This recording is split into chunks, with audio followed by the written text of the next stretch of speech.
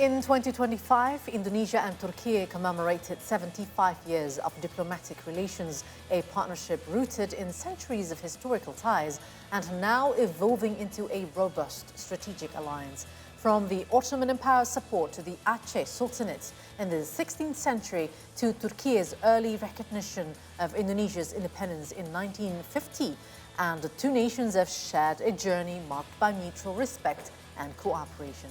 This milestone witnessed the inaugural High-Level Strategic Cooperation Council co-chaired by Presidents Prabowo Subianto and Recep Tayyip Erdogan and signal a renewed commitment to collaboration across various sectors. Key agreements were also signed to enhance trade defense, cultural exchange and joint development projects.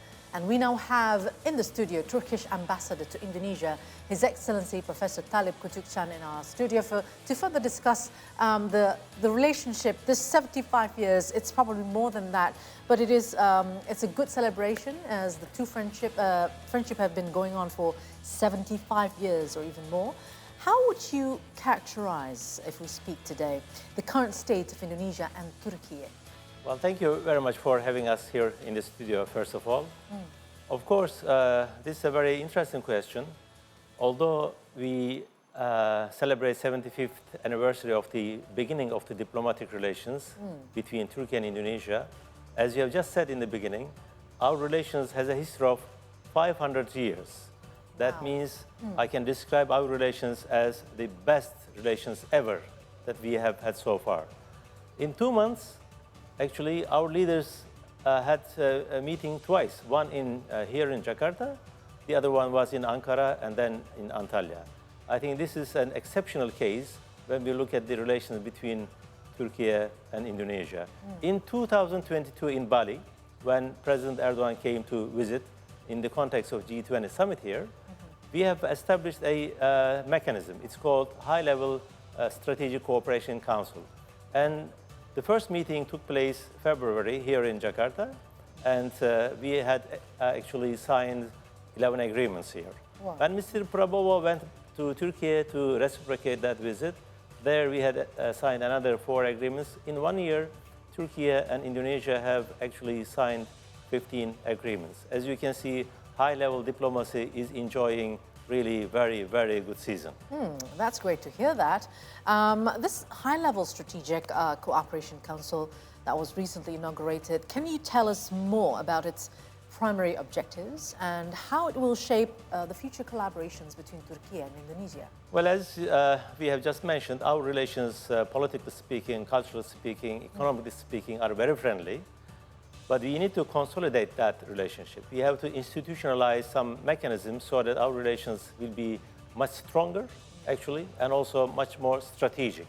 Right.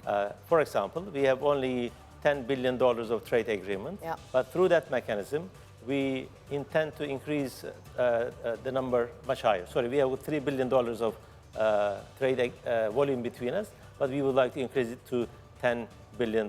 How you do that? Of course, you have to have lots of mechanisms between the two countries that they can talk to each other, they can have more interaction as well.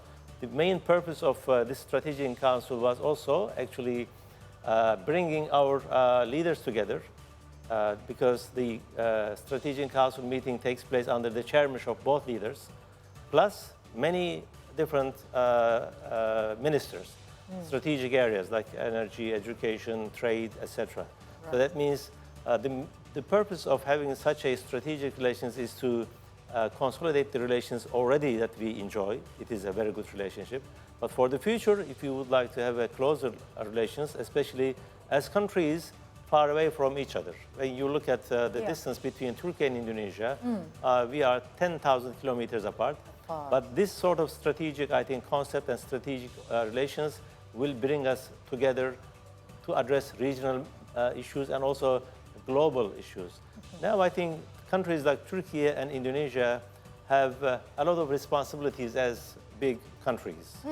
I'm talking about not only economic responsibilities, but also some ethical responsibilities, like addressing some of the challenges that we face today, like climate change, like the crisis in the Middle East, these sort of stuff. And many people are now suffering from not having access to health services or the food. I think these are some of the areas that we can cooperate with Indonesia, because Indonesia is the largest Muslim country with a growing economy. I think both countries can learn from each other, can benefit from each other. And the purpose of this council, high-level strategic council, is to provide a ground where both countries can enter into win-win, actually, relationships. Okay, so we're looking at a win-win solution, or more partnerships, especially strategic ones. And even though we're far apart, Turkey is always close at heart by the Indonesians. And we are approaching now, His Excellency, the 2050 centennial. So what are the long-term aspirations for this bilateral partnership that has been fruiting and has been going on so well in 75 years within 75? Well, I think that is also a very critical question. Although we enjoy good relations, how we can build that relationships into a more strategic one, and also long-term, I think, commitments to each other. Of course, economy plays a major role between two countries when they have, I think, links, when they have good relations. As I said, both leaders set a very high, I think, target. It is $10 billion between two countries. And I think we are working on this one. Now, for example, we are looking at how we can increase the trade between Turkey and Indonesia, and how we can reduce the barriers, at least, that is there today. And from Turkey's point of view, Indonesia has access to all ASEAN countries, so it is a very important country strategically. And from Indonesian perspective, Turkey is a gate to Europe, where you've got, almost 800 million people with strong purchasing power. As you can see, both countries can open doors. Turkey can open up to Europe, to Asia, whereas Indonesia can open up to Europe, Middle East as well. And this is one area of, for example, strategic issue. Also, when we look at the defense area, defense relations between Turkey and Indonesia, this is also a very critical area when we try to look forward. I mean, how we can really strongly institutionalize our relations. In one of the, I think, videos that you have shown in the beginning, there was mention of defense relations and also production of some of the high-tech defense industry products. So we had a defense agreement between Indonesia and Turkey, both public companies and private companies. So that includes some technology transfer. So at the moment, Turkish defense companies are really producing high-tech products, and Indonesia is interested in it. But what we would like to do is not only to have, economic transaction, just selling or buying, etc. But we would like to actually share that technology with Indonesia, so that in the future, and hopefully in the near future, we can produce together. That means our defense industries will be integrated, so both countries' powers will be consolidated by the support of each other, actually. And that is also, some Turkish companies will be also interested in coming to Indonesia in this context. What will be the things that, well, borrowing from your perspective, what will be the things that Indonesia can do better in this relationship? I think Indonesia is already doing quite good, because when we look at the leadership of Indonesia, there is a frequent visit to Turkey. That means there is a lot of expectation as well. And when we look at the Turkish companies on the other hand, as I said, they started coming and investing in Indonesia. I think at the moment, both sides have recognized the significance and importance of the potentials. As I said, although we have long distance geographically, but strategically, I think we are very close, and also culturally, as you have just mentioned.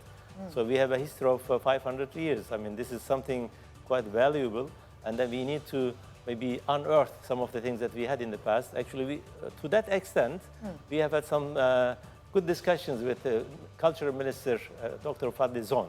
And now, when he came to Turkey with the delegation of Mr. Prabowo in April, he had a lengthy discussion with the Minister of Culture of Turkey, for example, to produce a common film, a joint film production that would reflect historical, I think, connections, but also with a future.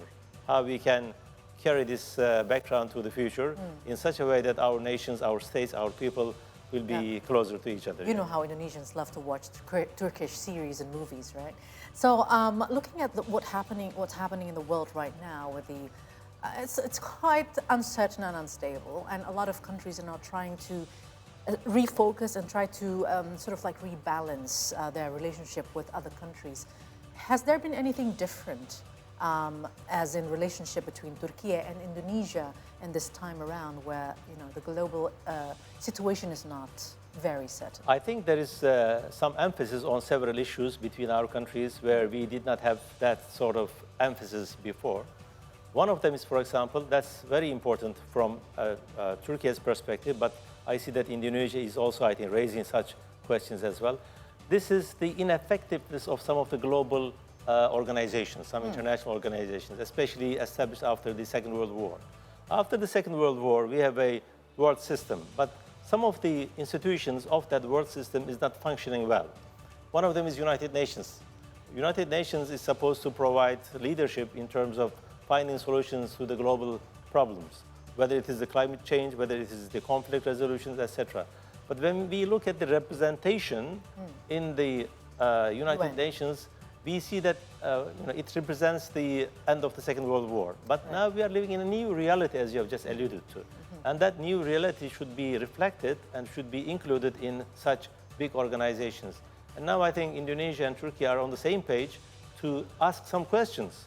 How we can reform the international system in such a way that it will be more inclusive, more representative, more just.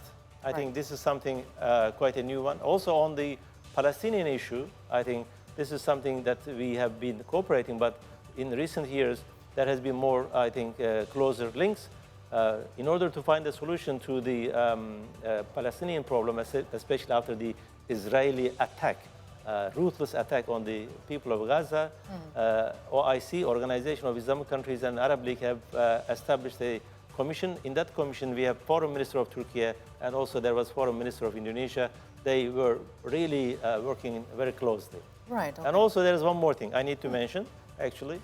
In many international fora, Turkey and Indonesia are working together, like United Nations, Organization of Islamic Countries, MICTA, as I said, developing 8 countries.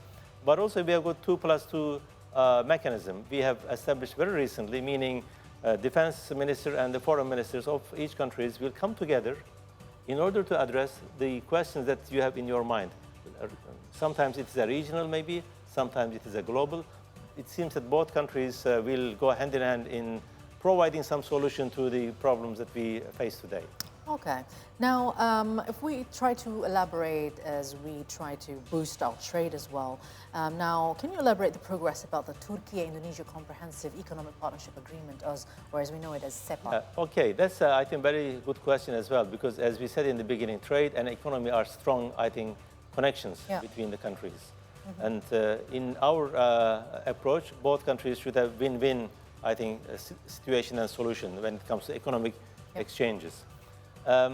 Actually, at the moment, there is one proposal on the table between our countries in order to promote trade and industrial relations, that is preferential trade agreement. CEPA is something that takes quite a long time. And when you look at the CEPA negotiation between European Union and Indonesia, for example, it goes on and on, on and on.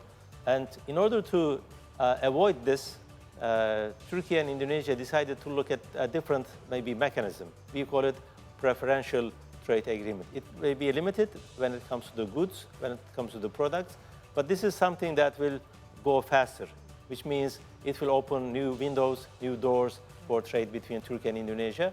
Now, at the moment, our ministries are looking at different, actually, formats of this sort of trade agreements. All right, okay. Well, trade is one thing, but then there are other sectors as well to be boosted, for example, like culture.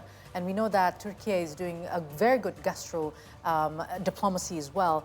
And so if we look at the Yunus Emre Institute in Jakarta, plays a significant role in cultural exchange. How has it impacted the bilateral cultural exchange? Well, let me first thank Indonesian government and authorities for hosting Yunus Emre Institute here in Jakarta. Yunus Emre Institute is the cultural, let's say, arm of Turkish government. It is part of Ministry of Culture, Ministry of Education. All the ministries are involved in it. And of course, Yunus Emre Institute's objective is very clear: to promote culture, to promote cultural diplomacy between Turkey and Indonesia by inviting Indonesians to Yunus Emre Institute to provide Turkish language, to provide Turkish music, to teach them Turkish arts, etc. And that played a significant role so far. The opening of Yunus Emre has been just for 2 years, but we received really growing interest, especially in Turkish language and culture. And I think this is a soft diplomacy. This diplomacy is maybe much stronger than other sorts of diplomacies, I would say. That's right. Because I think music, for example, the food, as you have the culinary culture, that goes to the heart of people. Who can resist when your belly wants it, That's right. And I think that's why we would like to open maybe more branches in the country, as far as our cultural link is concerned. And this week we are introducing Turkish Cuisine Week in Indonesia. So we have invited a chef. He has actually introduced some of the traditional Turkish food to the Indonesian audience in the context of what we call zero waste. This is an initiative which was launched by the First Lady of Turkey, Ms. Emine Erdogan, at the United Nations. And we say there should be no waste in our food or whatever we consume. So that is actually an important also message to maybe Indonesian side, that on the zero waste side, we can also cooperate. Okay, so since you mentioned about the week, the cultural diplomacy, what is actually the main objective of it for Turkish Cuisine Week, and what is the significance for Turkey's cultural diplomacy for this week? Actually, we have introduced cultural diplomacy in terms of Turkish Cuisine Week 4 years ago. We are now holding it for the 4th time. That is celebrated in all our missions throughout the world.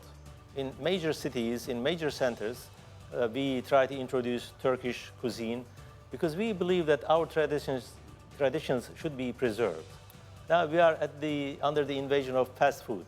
And fast food is not healthy, not tasty. True. We think that Turkish traditional food, especially classical recipes, are important to provide such a context that we can also share that food, share the things that we have given by God to us.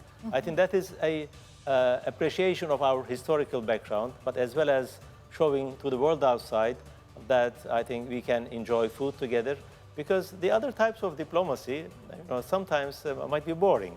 But when it comes to food, drink, and also some maybe dessert, I think we can be much more friendly as well. I always like the Turkish delight. Yeah, thank you very much. And also one of the purposes of that diplomacy is actually to remind us that the food is really valuable. Right. We should not waste it, but also we should not forget the recipes of the past. Our chef, we have invited from Turkey, is an expert on the Ottoman classical food. Wow. And he does research on, for example, the historical background, and he finds recipes that was used 500 years ago in our land. And he tries to actually revive that food. We see that there is a continuation in our cultural and civilizational life, and I think we should keep it there. So this food actually contains history as well in it. Exactly. Okay, so don't go anywhere yet, but thank you very much for our conversation and the discussion today. His Excellency Talip Küçükcan, teşekkürün. Don't go anywhere, because after the break, we will taste that Turkish food. I heard there will be meat stuffed in eggplants. That sounds great. Okay, so don't go anywhere. We're going for a quick break, but when we come back, we'll continue still on the theme of 75th years diplomatic ties between Indonesia and Turkey, and we'll cook Turkish special food with Chef Recep Tayyip. So keep it right here on the Tahun Show and see you today.